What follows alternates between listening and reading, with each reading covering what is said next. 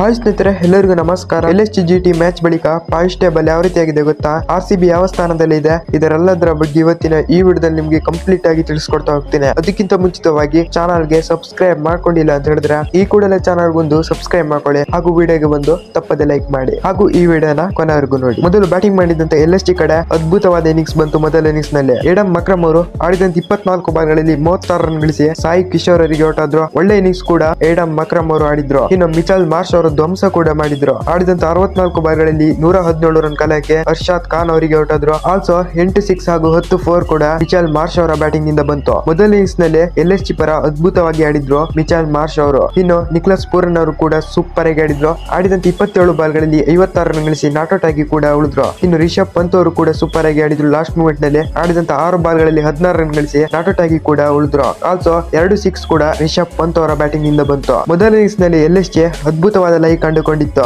LSG 20 ಓವರ್ಗಳಲ್ಲಿ 235 run ಕಲೆ ಹಾಕಿ 2 wicket ಕಳೆದುಕೊಂಡು GTಗೆ 236 ರನ್ ಗಳ ಟಾರ್ಗೆಟ್ ಕೊಟ್ಟಿತ್ತು. ಮೊದಲ ಇನ್ನಿಂಗ್ಸ್ ನಲ್ಲಿ ಅದ್ಭುತವಾಗಿ ಆಡಿತ್ತು LSG ತಂಡ. GT ಕಡೆ ಬೌಲಿಂಗ್ ನಲ್ಲಿ ಅಷ್ಟು ಪರ್ಫಾರ್ಮೆನ್ಸ್ ಬಂದಿರಲಿಲ್ಲ. ಸಾಯಿ ಕಿಶೋರ್ ಅವರು ಹಾಕಿದಂತ 3 ಓವರ್ಗಳಲ್ಲಿ 34 ರನ್ ಕೊಟ್ಟು 1 ವಿಕೆಟ್ ತೆಗೆದ್ರು. ಅರ್ಷಾದ್ ಖಾನ್ ಅವರು ಕೂಡ ಹಾಕಿದಂತ 3 ಓವರ್ಗಳಲ್ಲಿ 36 ರನ್ ಕೊಟ್ಟು 1 ವಿಕೆಟ್ ತೆಗೆದ್ರು. ಆಲ್ಸೋ LSG 20 ಓವರ್ಗಳಲ್ಲಿ 235 ರನ್ ಕಲೆ ಹಾಕಿ 2 ವಿಕೆಟ್ ಕಳೆದುಕೊಂಡು GTಗೆ 236 ರನ್ ಗಳ ಟಾರ್ಗೆಟ್ ಕೊಟ್ಟಿತ್ತು.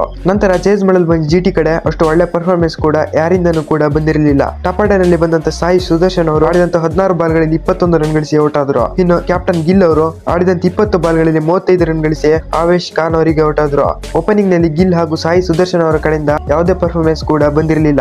ಜೋಸ್ ಬಟ್ಲರ್ ಅವರು ಕೂಡ ಆಡಿದಂತ 18 ಬಾಲ್ಗಳಲ್ಲಿ 33 ರನ್ ಕಲೆಯಕ್ಕೆ ಆಕಾಶ್ ಸಿಂಗ್ ಅವರಿಗೆ ಔಟ್ ಆದ್ರು. ಆಲ್ಸೋ GT ಕಂಪ್ಲೀಟ್ಲಿ ಡಾಮಿನೇಟ್ ಆಯ್ತು LSG ಬೌಲಿಂಗ್ ಗೆ. ಆಲ್ಸೋ GT LSG ವಿರುದ್ಧ ಮ್ಯಾಚ್ ನ ಸೋತಿತ್ತು ಕೂಡ. ಸೋತ ನಂತರ ಪಾಯಿಂಟ್ಸ್ ಟೇಬಲ್ ಈ ರೀತಿ ಇದೆ ನೋಡಿ. ಮೊದಲ ಸ್ಥಾನದಲ್ಲಿ GT ಇದೆ. ಆಡಿದಂತ 13 ಪಂದ್ಯಗಳಲ್ಲಿ 9 ಕೂಡ ವಿನ್ ಆಗಿ 18 ಪಾಯಿಂಟ್ ಮಾಡಿಕೊಂಡು ಮೊದಲ ಸ್ಥಾನದಲ್ಲಿ ಕುಳಿತುಕೊಂಡಿದೆ. ಆಲ್ಸೋ ಪ್ಲೇ ಆಫ್ ಕೂಡ ತಲುಪಿದೆ GT. ಇನ್ನು ಎರಡನೇ ಸ್ಥಾನದಲ್ಲಿ RCB ಇದೆ. ಆಡಿದಂತ 12 ಪಂದ್ಯಗಳಲ್ಲಿ 8 ಕೂಡ ವಿನ್ ಆಗಿ 17 ಪಾಯಿಂಟ್ ಮಾಡಿಕೊಂಡು ಎರಡನೇ ಸ್ಥಾನದಲ್ಲಿ ಕುಳಿತುಕೊಂಡಿದೆ. ಆಲ್ಸೋ RCB ಪ್ಲೇ ಆಫ್ ಕೂಡ ತಲುಪಿದೆ. ಮೂರನೇ ಸ್ಥಾನದಲ್ಲಿ PBKS ಇದೆ. ಆಡಿದಂತ 12 ಪಂದ್ಯಗಳಲ್ಲಿ 8 ಕೂಡ ವಿನ್ ಆಗಿ 17 ಪಾಯಿಂಟ್ ಮಾಡಿಕೊಂಡು ಮೂರನೇ ಸ್ಥಾನದಲ್ಲಿ ಕುಳಿತುಕೊಂಡಿದೆ. ಆಲ್ಸೋ ಪ್ಲೇ ಆಫ್ ಕೂಡ ತಲುಪಿದೆ PBKS. ನಾಲ್ಕನೇ ಸ್ಥಾನದಲ್ಲಿ MI ಇದೆ.